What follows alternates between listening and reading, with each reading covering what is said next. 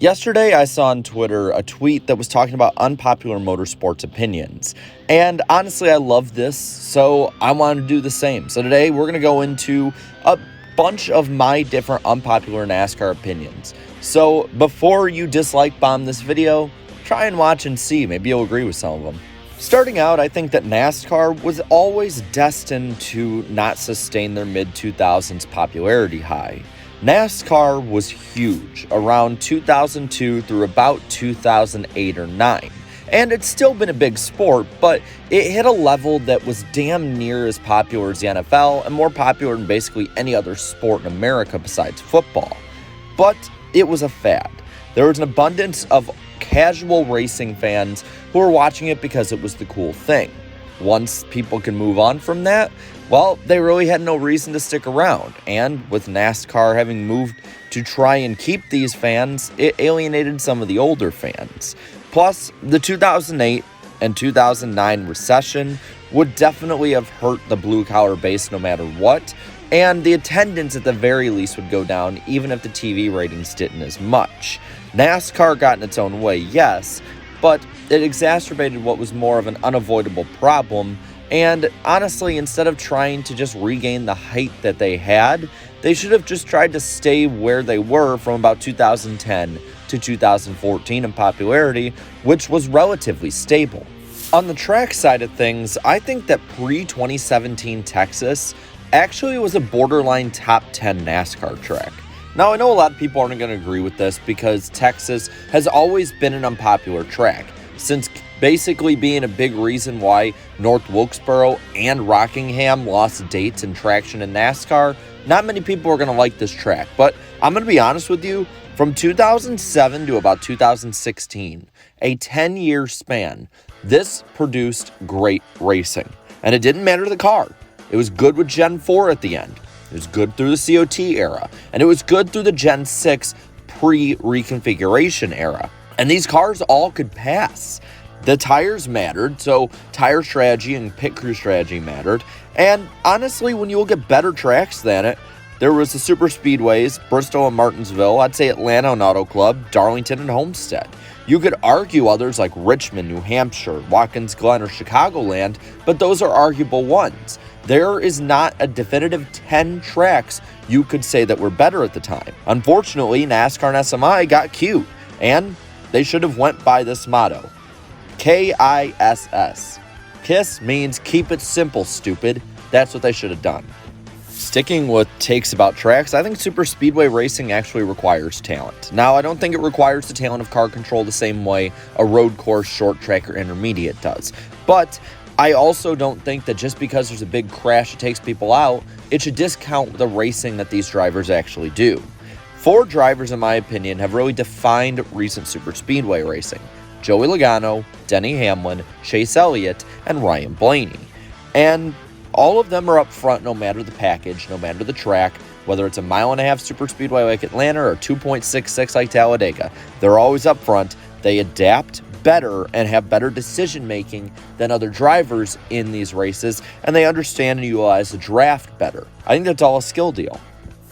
NASCAR, in my opinion, also has the most diverse schedule in all of motorsports. Just look at some of these off the top of my head I can think of. 6 super speedway races, 5 short track races, a stadium race, a street race, 7 road courses, different configurations on ovals. They have everything, different banking, different kinds of asphalt versus concrete. Basically, all they have left is to do a multi-class race with the Truck, Xfinity, and Cup Series.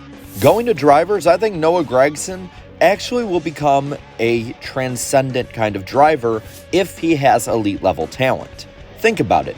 The man has a great and fun personality. He's amazing on social media, has great outreach. Look at his celebrations like the Waffle House sword. Look at the fun interviews he has, both when he's happy and mad. And look at the aggressive driving style he has. He can really cater to fans that are already fans of NASCAR, but he's also a personality that can bring people in that aren't normally NASCAR fans, but just like Noah Gragson. I think there's huge potential with him as a driver. Now, another driver that I think had a chance at doing this but got screwed through rush development was Danica Patrick, and I think Danica Patrick could have been a much better driver than she is made out to be. Now, She showed promise in the Xfinity Series. She raced for a win and raced up front in her last season a lot more than she did in her first, and had a huge step in progress. But she was rushed up to the Cup Series a little too early and struggled mightily. But if you look back at 2014, she had top 5 caliber runs at Kansas and Atlanta, and at Kansas at one point she was the fastest one on the track with equal equipment. I think had she not been rushed, whether it be sponsors, team, or just herself, she could have probably won a couple races in NASCAR if only a few things fell her way. I mean, like I said, she had top 5 speed at 2 races in 2014. Who's to say if she doesn't have that experience at hand, she doesn't win one of those? I know this one is going to be something that younger fans don't agree with me on, but I'm a traditionalist on this. I am okay with races ending under yellow at a scheduled distance.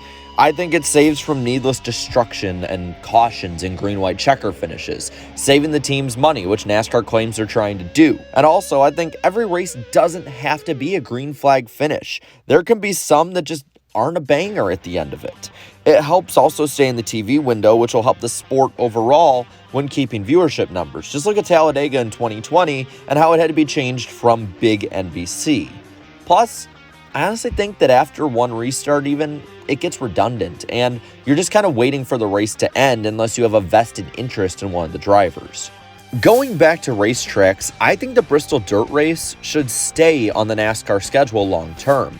I get that many people like Old Bristol, and I love the concrete Bristol as well, but nobody was showing up to the spring race, and even when it was raced at its scheduled day, no one was really watching it on TV. What is NASCAR supposed to do when fans reject what they say they like? Well, you gotta change it. And having it as an Eastern night tradition, I think, is a way to make the race special.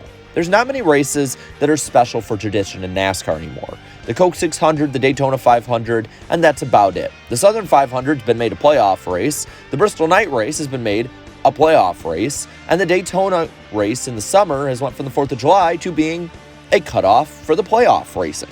This past year, even with rain, I was at that race. That was probably the most full I'd seen a Bristol spring race in at least 7 or 8 years. So keep this race for a while.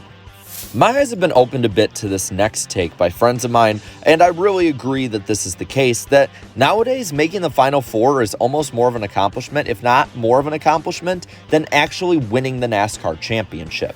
It takes both consistency and winning to make it that far through the playoffs. You do at least have 3 races per round, so multiple races that you have to string together, and you can't really get too lucky because there's no way you're getting 3 lucky wins, 1 in each round, over the span of 9 races. Even with a condensed playoff, that's really not something that can happen. And my last one is this. If Speed Weeks isn't going to be a big and long lead up to the Daytona 500, it should be scrapped. Now, I'm not saying don't start the season at Daytona, but what I'm saying is this. Speed Weeks was a huge buildup for weeks on end. You had racing the entire time, basically for a month leading up to the Daytona 500. You had tons of hype up, tons of more promotion, and it really helped NASCAR start the year off hot. Yes, you were 1 race in, but you basically had a month's worth of content that people had followed and could be invested in. Each race had storylines, but now it's only 5 days or so long, only 2 days longer than what used to be a traditional NASCAR weekend. You might as well just make it a normal weekend if you're only going to extend it by that extra bit and save the team's money like you claim you want to if you're NASCAR. Now with this, I want to pass it all on to you. What are your unpopular NASCAR opinions? Let me know down in the comments below, and please try to be respectful about it with each other. While you're at it, leave a like on this video and share this video. Subscribe to the channel for more great NASCAR content. And thank you to all my channel members for your continued support of the channel. Until next time, have a good one.